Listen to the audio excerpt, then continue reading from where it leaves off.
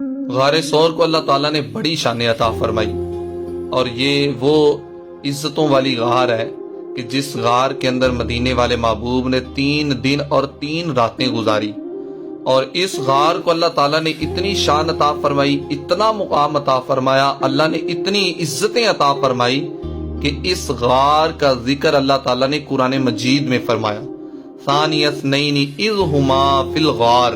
فرمایا جب وہ دونوں غار میں تھے، یعنی نبی پاک سید عالم صلی اللہ تعالی علیہ وسلم کے ساتھ جناب ابو بکر صدیق نے 3 راتیں اس غار کے اندر گزاری، اور ساری زندگی ابو بکر ان راتوں پر ناز کیا کرتے تھے اور کہتے تھے یہ ایسی راتیں ہیں کہ جس میں میرے علاوہ کسی نے بھی مدینے والے محبوب کا چہرہ مبارک جی بھر کے نہیں دیکھا۔ فرماتے میں 3 دن اور 3 راتیں مصطفیٰ کریم کے چہرے کی زیارت کرتا رہا، تو اللہ تبارک و تعالی نے مجھے یہ شان عطا فرمائی کہ رب کی ذات نے میرا